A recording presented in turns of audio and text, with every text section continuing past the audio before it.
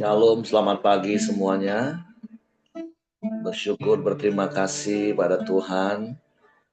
Kalau pagi hari ini kita boleh bangun dengan tubuh yang diberkati, dengan kekuatan kesehatan yang baru yang datang daripada Tuhan. Kita bersyukur buat kemurahan dan kebajikan yang terus mengikuti kita di sepanjang hari-hari hidup kita. Sehingga kita boleh ada sebagaimana kita ada pagi hari. Bapa, kami bersyukur, kami berterima kasih kepadamu pagi hari ini. Kemurahan dan kebajikanmu belaka yang mengikuti kami sampai hari ini. Sehingga kami boleh ada sebagaimana kami ada pagi hari ini. Sebab itu kami bersyukur kepadamu, kami memujimu, kami menyembah, meninggikan namamu, Yesus Tuhan.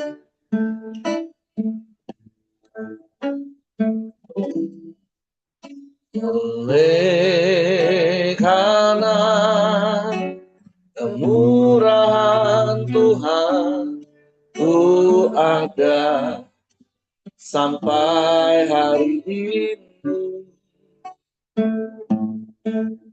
Oleh karena kebaikan Tuhan, janjimu terjadi bagiku. Oleh karena kemurahan Tuhan, ku ada sampai hari ini. Oleh karena kebaikan Tuhan, janjimu terjadi bagiku. Ku sembah Kau Tuhan, ku mengangkat tanganku, selamanya Kau ajar bagiku. Ku sembah Kau Tuhan, ku mengangkat wajahku, selamanya Kau hebat bagiku. Oleh karena kemurahan Tuhan, ku ada sampai hari ini. Oleh karena kebaikan Tuhan, janjimu terjadi bagiku. Ku sembah Kau Tuhan, ku mengangkat tanganku, selamanya Kau ajar bagiku. Ku sembah Kau Tuhan, ku mengangkat wajahku, selamanya Kau hebat bagiku.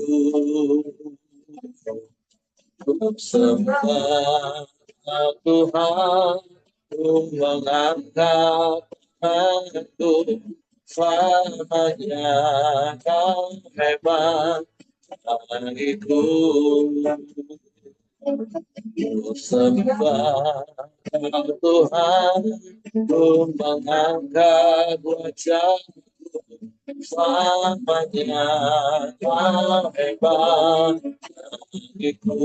Kami sembah, ku sembah Kau Tuhan, Ku mengangkat tanganku, selamanya Kau ajar bagiku.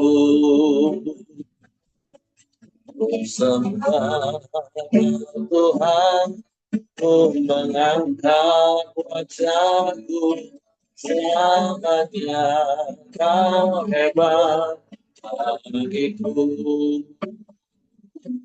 Selamanya Kau hebat bagiku. Selamanya Kau hebat bagiku.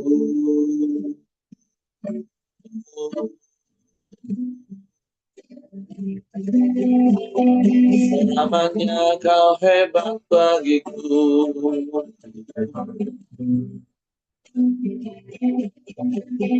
Kami sembah,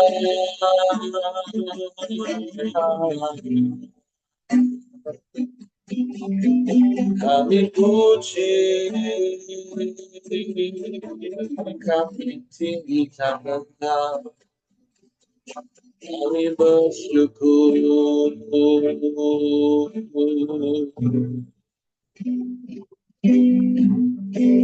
Kemurahan dan kebajikan-Mu belaka yang mengikuti kami seumur hidup. Kami ada hari ini semua karena anugerah, sebab penyertaan-Mu, pemeliharaan-Mu yang sempurna dalam hidup kami. Kami bersyukur. Terima kasih Tuhan.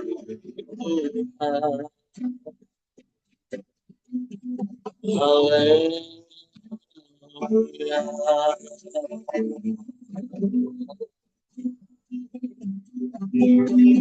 Ajaib, ajaib, ajaib Tuhan.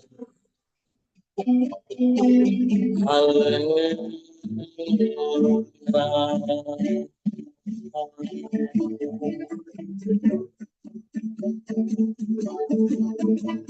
Terpuji Tuhan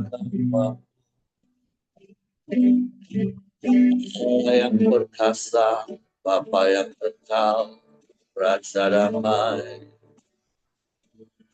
penasehat yang ajaib.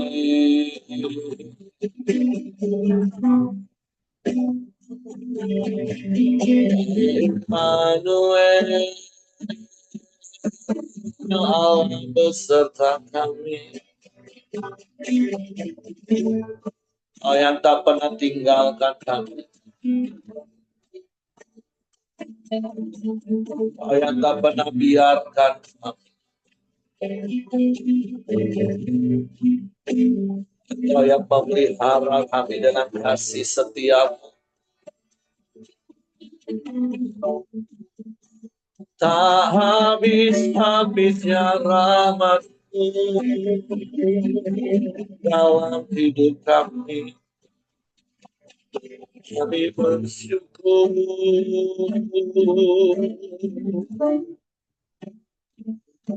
Hari demi hari, minggu demi minggu, bulan demi bulan, bahkan tahun demi tahun. Engkau setia, Engkau tak pernah berubah. Dulu, sekarang, sampai selamanya, Engkau tetap Allah. Haleluya, haleluya. Terpujilah nama-Mu. Terpuji nama Tuhan. Haleluya.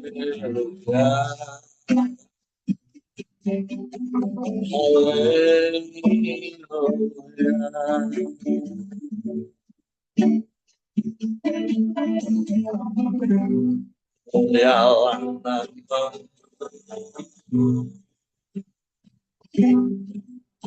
mulialah namamu,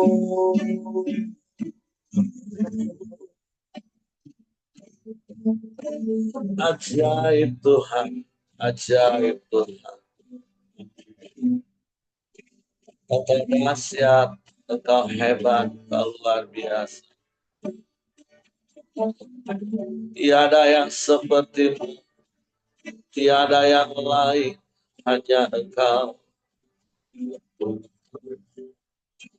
Terpujilah namamu.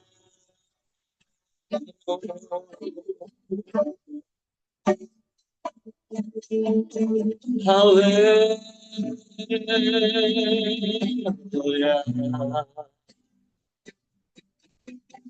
Haleluya.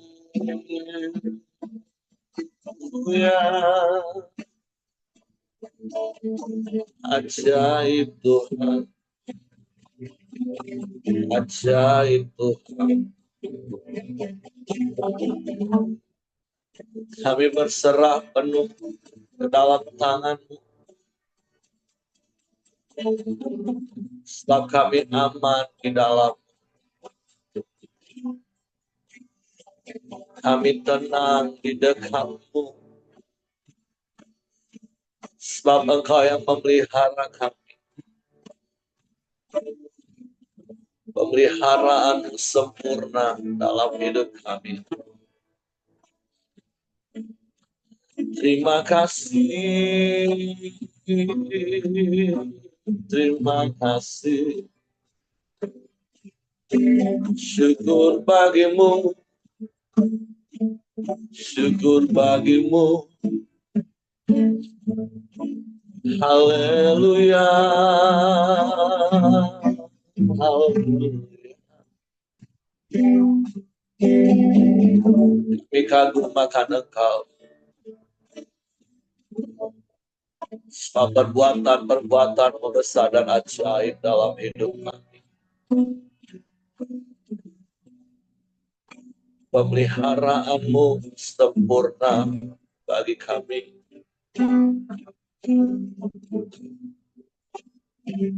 Penyertaanmu ajaib Tuhan. Terima kasih. Terima kasih. Terima kasih.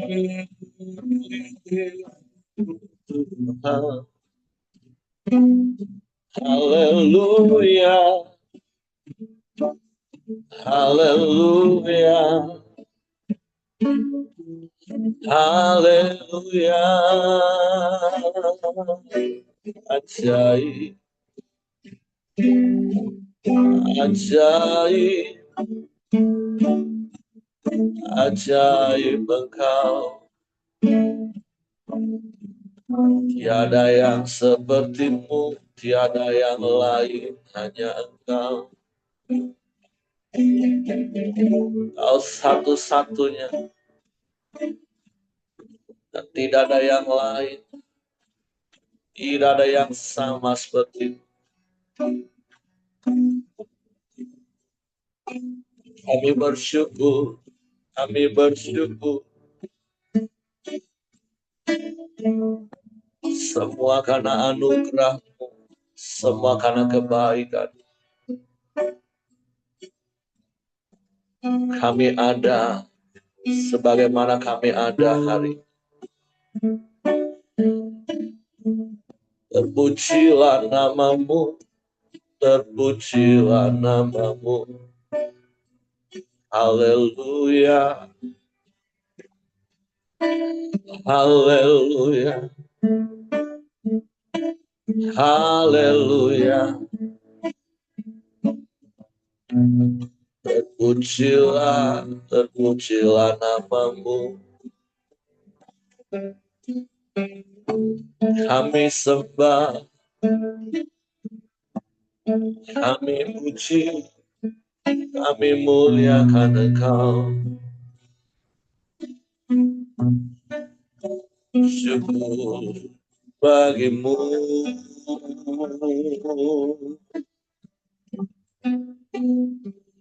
Terima kasih.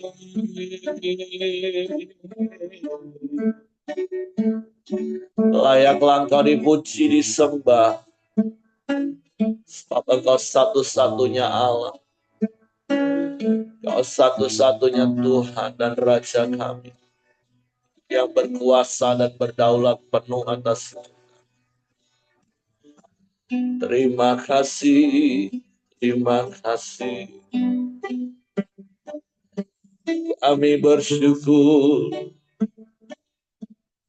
kami bersyukur. Haleluya, haleluya, haleluya. Terpujilah namamu, terpujilah namamu.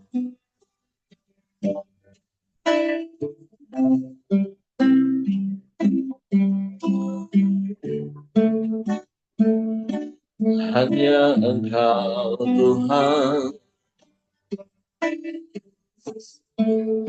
hanya Engkau segala-galanya dalam hidup kami.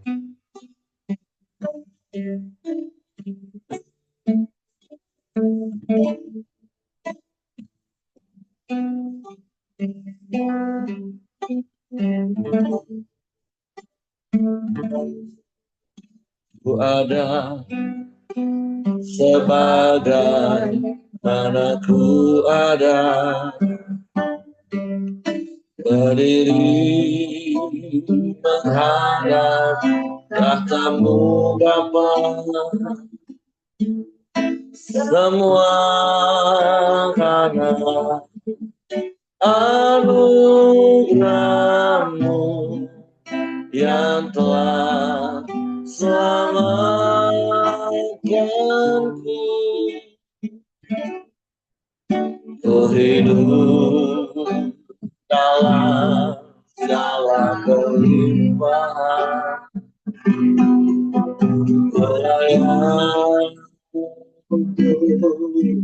melayani Tuhan.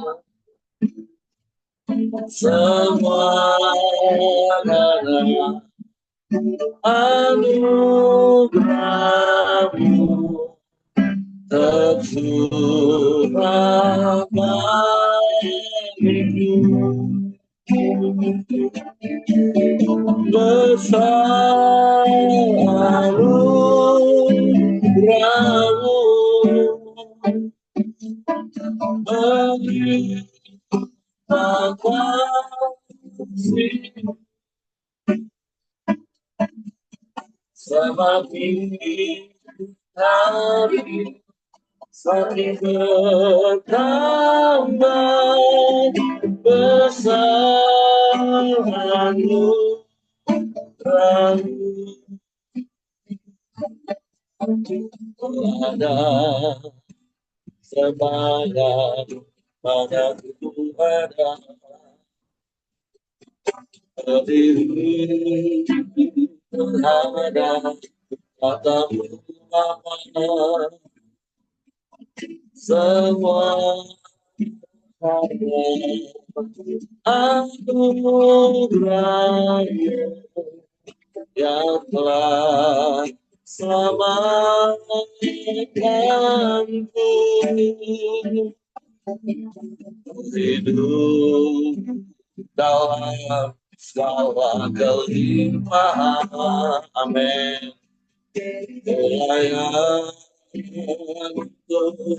Melayani Tuhan.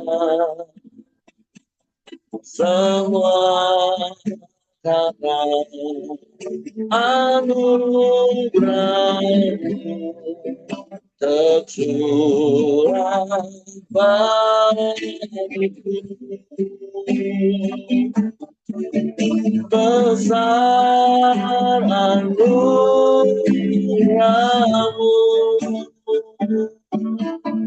melimpah kasihmu,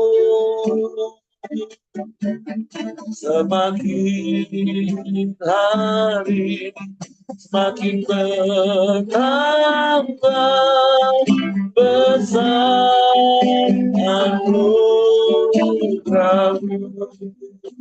Amin. Besar anugerahmu,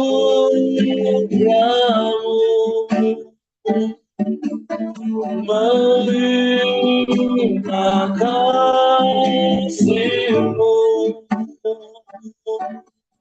semakin hari semakin bertambah besar anugerahmu,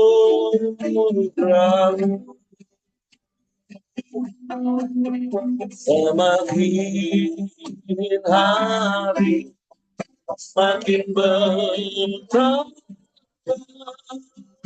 besar anugerahmu.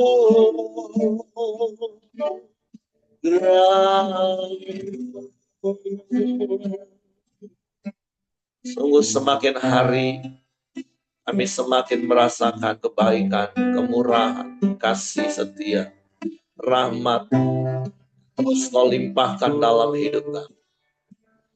Sebab sungguh tak berkesudahan kasih setiamu di sepanjang hari-hari kami. Sebab kami mau terus tinggal di dalam-Mu, dan biarlah firman-Mu di dalam. Waktu pagi hari ini kami siapkan hati kami lagi untuk firman. Roh Kudus, tolong kami mengerti dan memahami firman, sehingga kami percaya firman dan kami melakukannya dalam hidup kami. Dalam nama Yesus kami sambut firman. Haleluya. Amin. Oke, silakan Pak Ramli. Ya, terima kasih Pak Heri. Izin untuk tidak membuka kamera karena saya ada di kamarnya anak-anak. Kita akan lanjutkan saat teduh kita pada pagi ini yang sudah sampai di pasal yang ke-18 Kisah Para Rasul, meneruskan bagaimana kisah perjalanan Paulus dari daerah ke daerah, dari kota ke kota, terus memberitakan Injil keselamatan. Kalau kemarin di pasal 17, dia ada di Tesalonika, di Berea, dan terakhir di Athena, di mana Paulus melihat ada begitu banyak penyembahan berhala di sana, dan sempat mengalami fitnahan dan mengalami penolakan di sana, dan akhirnya dia melanjutkan ke Korintus di pasal yang ke-18 yang akan kita baca, kembali ke Antioquia, dan nanti di perikop terakhir ada tokoh baru di dalam pekabaran Injil, ya, seorang Yahudi yang bernama Apolos yang melayani di Efesus. Saya akan bacakan dari perikop yang pertama, Paulus di Korintus, ayat 1. Kemudian Paulus meninggalkan Athena lalu pergi ke Korintus. Di Korintus ia berjumpa dengan seorang Yahudi bernama Aquila yang berasal dari Pontus. Ia baru datang dari Italia dengan Priscilla, istrinya, karena Kaisar Claudius telah memerintahkan supaya semua orang Yahudi meninggalkan Roma. Paulus singgah ke rumah mereka. Dan karena mereka melakukan pekerjaan yang sama, ia tinggal bersama-sama dengan mereka. Mereka bekerja bersama-sama karena mereka sama-sama tukang kemah. Dan setiap hari Sabat, Paulus berbicara dalam rumah ibadat dan berusaha meyakinkan orang-orang Yahudi dan orang-orang Yunani. ketika Silas dan Timotius datang dari Makedonia, Paulus dengan sepenuhnya dapat memberitakan firman, di mana ia memberi kesaksian kepada orang-orang Yahudi bahwa Yesus adalah Mesias.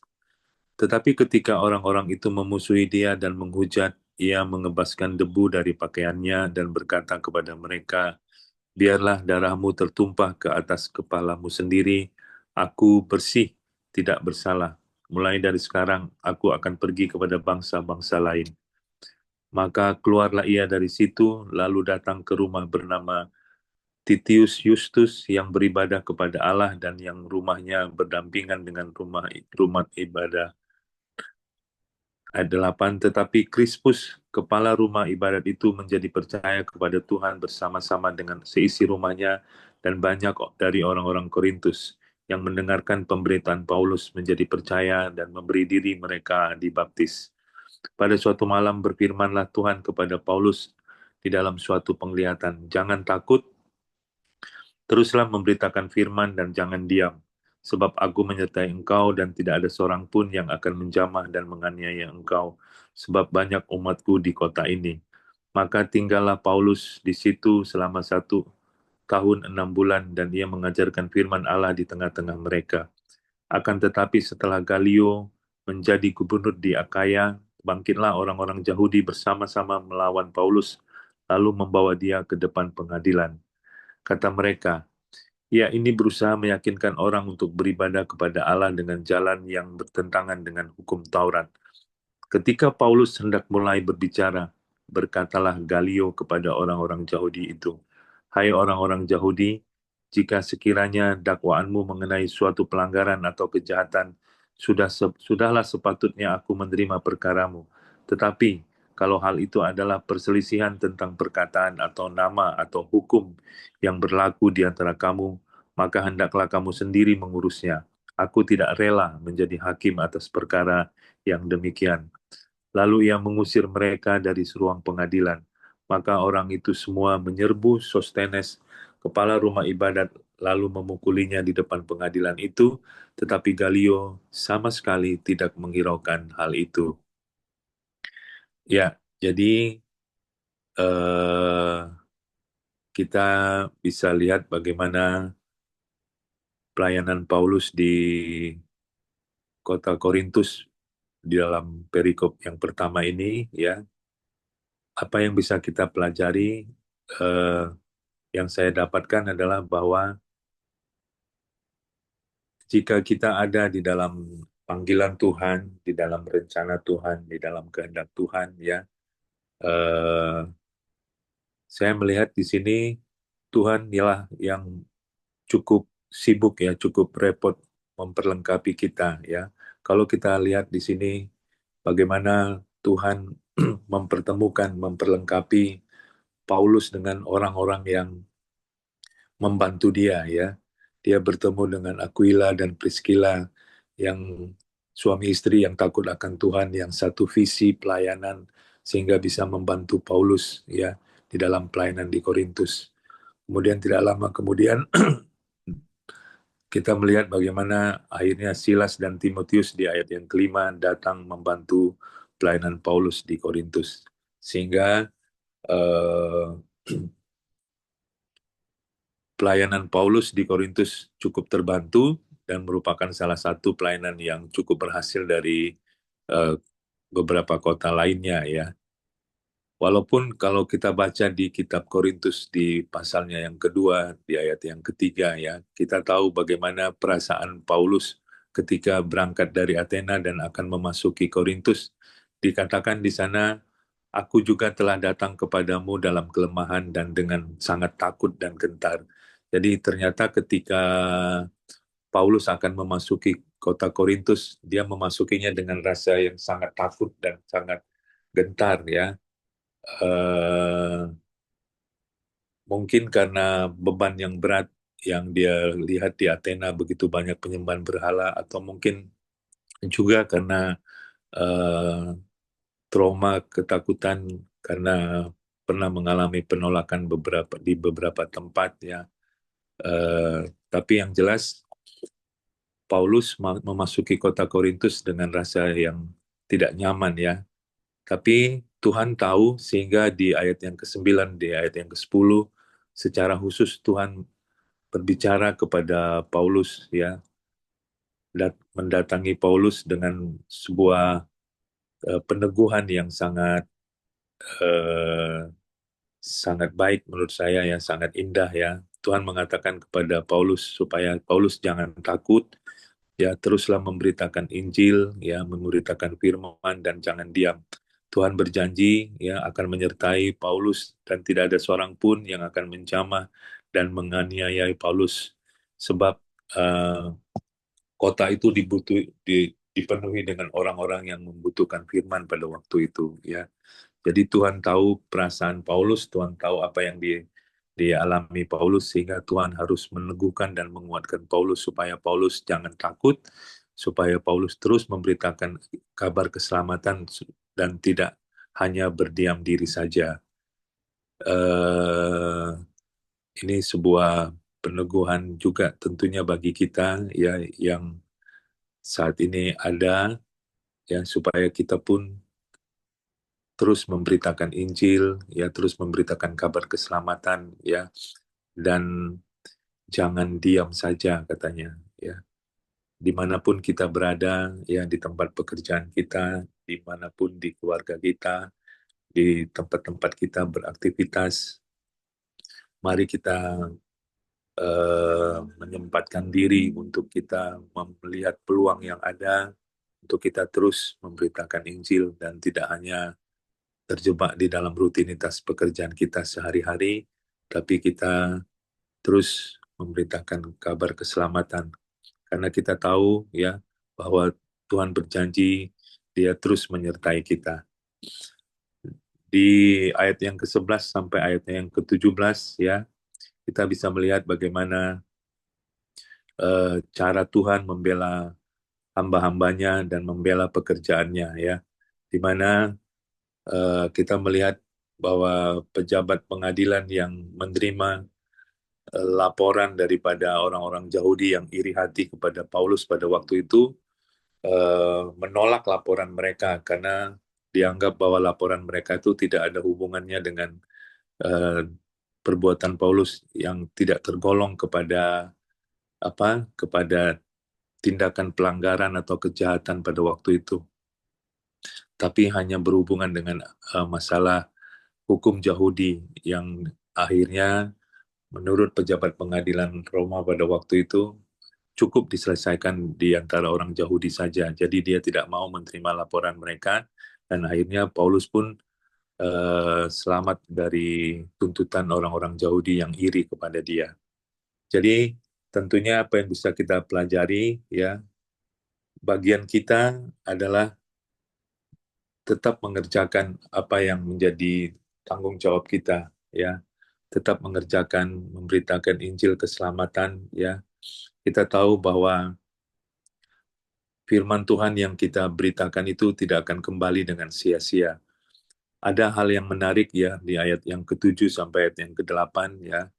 Ketika orang-orang menolak eh, pengajaran Paulus ya, dan Paulus pun akhirnya mengatakan bahwa dia tidak bertanggung jawab kepada mereka lagi. Ayat yang ke-7, maka keluarlah ia dari situ lalu datang ke rumah seorang bernama Titius Justus yang beribadah kepada Allah dan yang rumahnya berdampingan dengan rumah ibadat.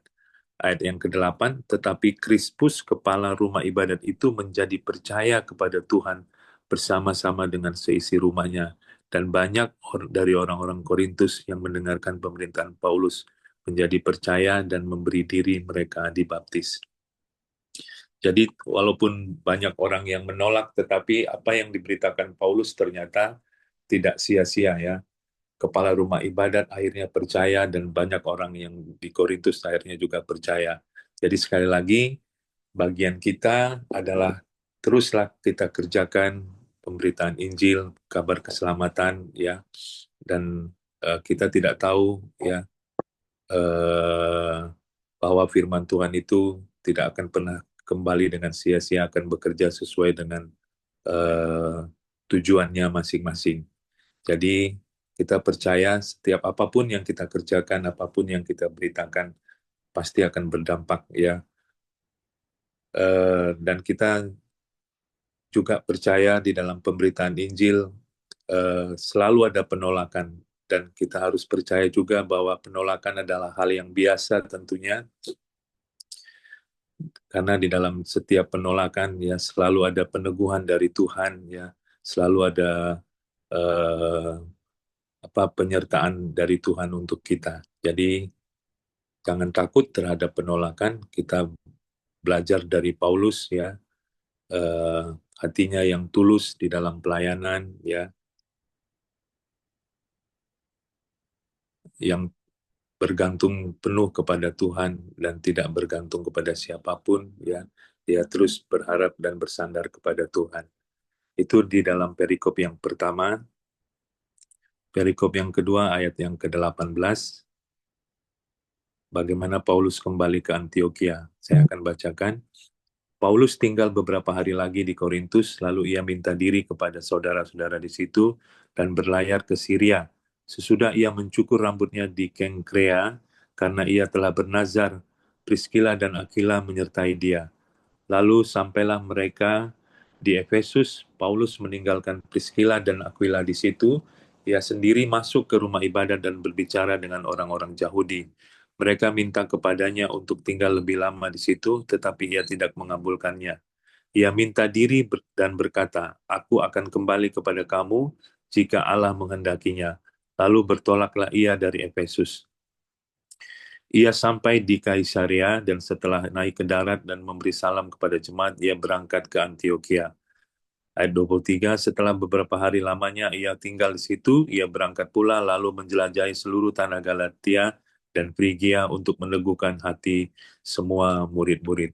Jadi eh, setelah berhasil di dalam pelayanan di Korintus ya, eh, Paulus tidak terus-menerus tinggal di Korintus, tetapi dia rindu untuk kembali ke Antioquia untuk menguatkan jemaat yang pernah dirintis di sana ya.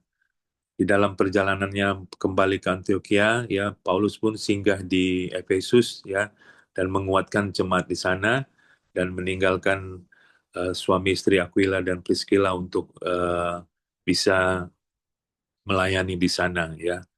Jadi kita melihat bagaimana selain Paulus memberitakan Injil ya, untuk memberitakan kabar keselamatan di berbagai kota ya, dia juga tidak lupa meneguhkan jemaat-jemaat rintisannya ya. Dia memperhatikan pertumbuhan rohani jemaat-jemaat yang pernah dirintisnya. Jadi ini menjadi eh, apa namanya, role model bagi kita ya. Jadi selain kita terus memberitakan Injil keselamatan kepada orang-orang yang belum percaya, ya, tentunya kita juga harus memperhatikan pertumbuhan rohani dari orang-orang yang sudah ada, orang-orang yang sudah percaya kepada Kristus, kepada Tuhan, untuk memperhatikan mereka supaya mereka bertumbuh di dalam kedewasaan rohani mereka menjadi serupa dengan Kristus, dan mereka mengerjakan panggilan dalam kehidupan mereka masing-masing. Perikop yang terakhir, Apolos ada di Efesus, ayat 24. Sementara itu datanglah ke Efesus seorang Yahudi bernama Apolos yang berasal dari Alexandria. Ia seorang yang fasih berbicara dan sangat mahir dalam soal kitab suci. Ia telah menerima pengajaran di dalam jalan Tuhan. Dengan bersemangat ia berbicara dan dengan teliti ia mengajar tentang Yesus. Tetapi ia hanya mengetahui baptisan Yohanes. Ia mulai mengajar dengan berani di rumah ibadat, tetapi setelah Priscilla dan Aquila mendengarnya, mereka membawa dia ke rumah mereka dengan teliti dan dengan teliti menjelaskan kepadanya jalan Allah. Karena Apolos ingin menyeberang ke Akaya, saudara-saudara di Efesus mengirim surat kepada murid-murid di situ supaya mereka menyambut dia. Setibanya di Akaya, maka ia, oleh kasih karunia Allah, menjadi seorang yang sangat berguna bagi orang-orang yang percaya. Sebab dengan tak jemu-jemunya ia membantah orang-orang Yahudi di muka umum dan membuktikan dari kitab suci bahwa Yesus adalah Mesias. Ya, dalam perikop yang terakhir ini, eh, kita bisa melihat eh, seorang Yahudi yang berasal dari Alexandria yang bernama Apolos muncul, ya. Dikatakan dia adalah seorang yang cukup fasih berbicara, sepertinya punya karunia mengajar yang baik, ya. Seorang yang pintar, ya, yang mahir dalam kitab-kitab suci. Dia terpelajar, ya. Dia paham kitab suci dan menguasai eh, perjanjian lama, ya, dan cukup pandai mengajar.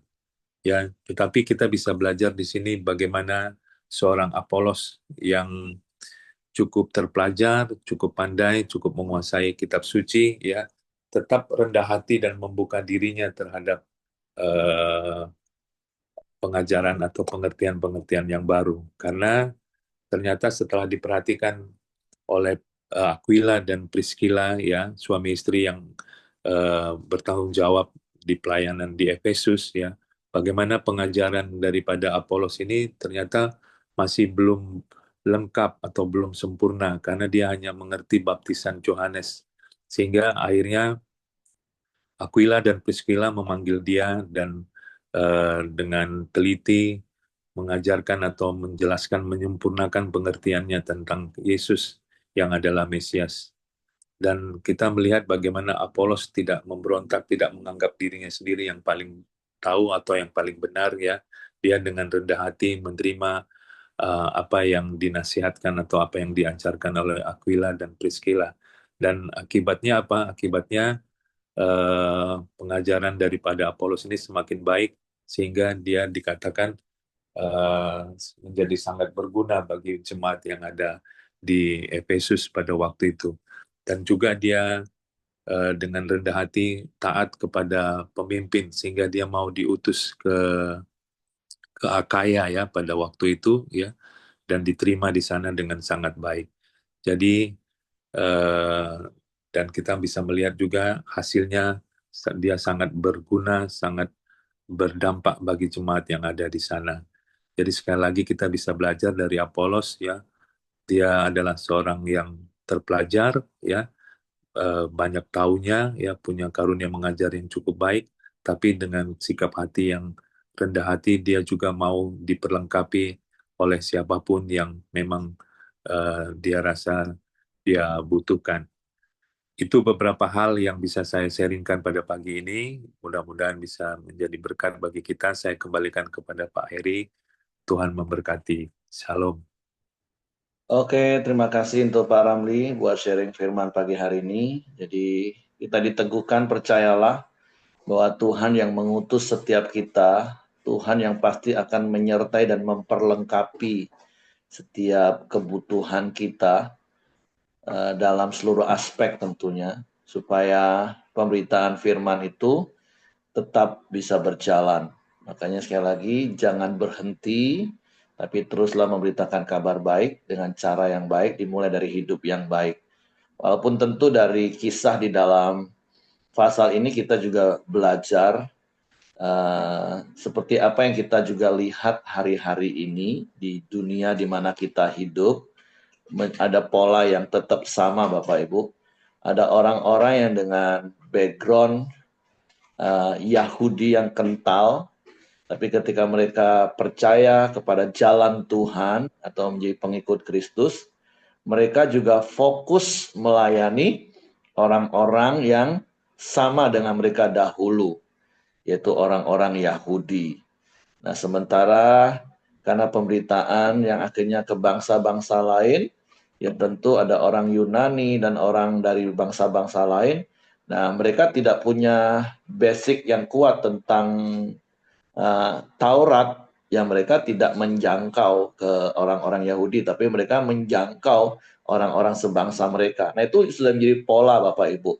Dan seperti yang kita ketahui sekarang ada begitu banyak para murtadin, kalau saya boleh pakai istilah itu, karena mereka mempunyai background yang kuat di keyakinan mereka yang dahulu, dan ketika mereka bertemu dengan Tuhan Yesus secara pribadi, ya memang sasaran utama mereka adalah orang-orang dengan keyakinan yang sama dengan mereka dulu. Nah, sementara kita yang tidak punya background seperti itu, ya kita fokus dengan apa yang Tuhan berikan sesuai kasih karunia kita. Kita mungkin dulu juga punya keyakinan yang lain, ya mungkin fokus kita kepada orang-orang dari keyakinan kita yang lama. Karena dari apa yang kita tahu dulu dan kemudian kita mengalami perjumpaan dengan Tuhan, kita tahu kebenaran, ya adalah tugas kita untuk menyampaikan kebenaran yang kita terima itu kepada orang-orang yang kita kenal. Dan itu ya sebuah pola yang memang sudah terjadi sejak dahulu. Makanya ya tidak semua kita bisa melayani Bani Kedar, Nebayot karena memang kita nggak punya basic di situ. Tapi kalau ada di antara Bapak Ibu yang punya basic dari situ, ya nggak apa-apa berdoa minta hikmat Tuhan, tuntunan Tuhan untuk menjangkau mereka. Kalau ada di antara Bapak Ibu yang juga punya basic dari B, ya boleh memberitakan Injil kepada mereka. Karena memang itu sebuah pola kalau kita lihat di kisah para rasul ini, perjalanan. Tapi poin pentingnya adalah biarlah kita terus hidup di dalam pimpinan Tuhan, oleh kasih karunia Tuhan, oleh kehendak Tuhan untuk memberitakan Injil. Itu yang menjadi poin penting. Jadi itu saja yang ingin saya tambahkan pagi hari ini. Terima kasih Pak Ramli buat sharing firman-Nya pagi hari ini. Silakan Bapak Ibu kalau ada yang mau menambahkan dari apa yang kita baca dan yang kita dapat dari kisah para rasul pasal 18 ini. Kalau tidak ada, saya kembalikan kepada Kau Joni Samuel. Hari ini siapa yang berdoa? Oh, Kau Buyung. Oke, silakan Kau Buyung. Oke. Nanti ditutup Pak Ramli.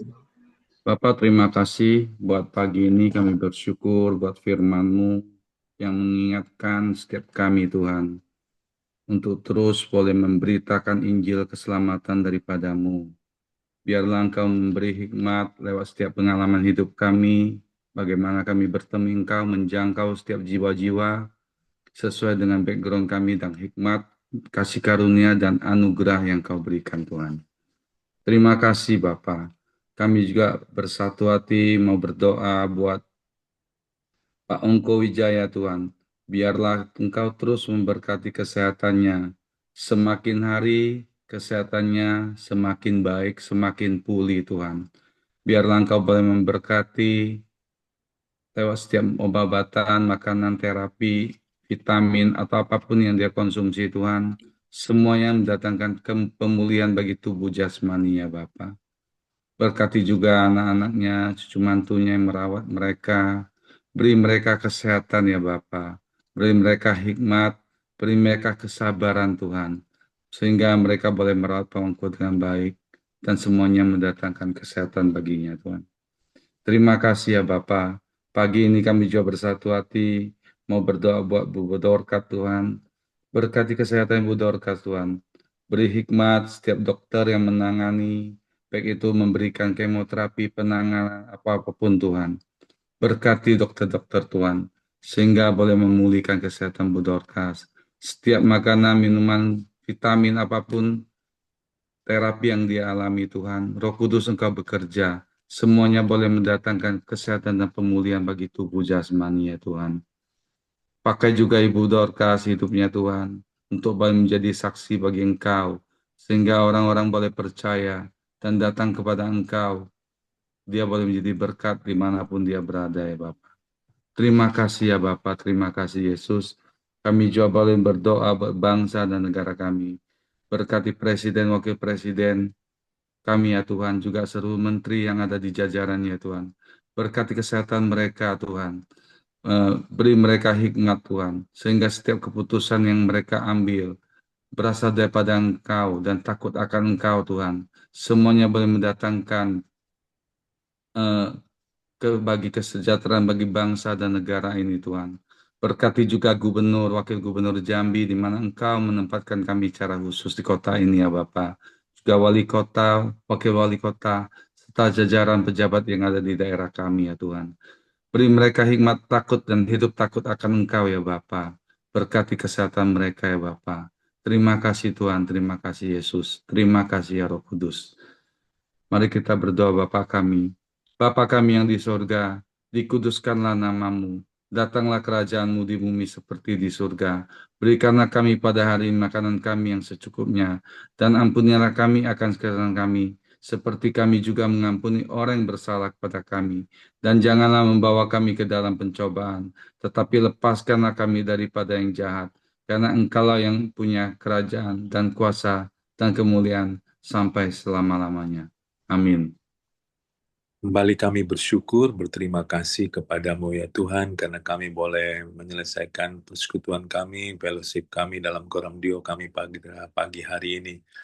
Terima kasih untuk setiap kebenaran firman yang sudah kami dengar, kami percaya, kami boleh menyerahkan hidup kami ke dalam tangan Tuhan, pakai kami untuk terus memberitakan kabar keselamatan bagi mereka yang membutuhkan Tuhan. Ini hidup kami, ini hati kami mau serahkan ke dalam tangan Tuhan, supaya kami boleh Tuhan pakai untuk terus menjadi alat Tuhan dimanapun kami berada, apapun pekerjaan kami Tuhan. Terima kasih Tuhan, kami mau serahkan sekali lagi seluruh aktivitas kami ke dalam tangan Tuhan sepanjang hari ini, dan biarlah kiranya Tuhan yang terus memberkati, menyertai, mengurapi kami, melimpahkan kasih karunia kepada kami, sehingga apapun yang kami kerjakan boleh berkenan di hadapan Tuhan dan boleh berhasil di dalam nama Tuhan Yesus. Akhirnya kami boleh terima berkat yang daripada Tuhan, kasih karunia daripada Allah Bapa, damai sejahtera daripada Tuhan Yesus, serta persekutuan bersama Roh Kudus yang menuntun, menolong kami untuk kami boleh berkenan di hadapannya sepanjang hari ini, menyertai kami sampai selama-lamanya. Kami terima berkat-Mu di dalam nama Tuhan Yesus Kristus. Haleluya. Amin. Oke, semangat pagi, selamat beraktivitas. Tuhan Yesus memberkati kita semua.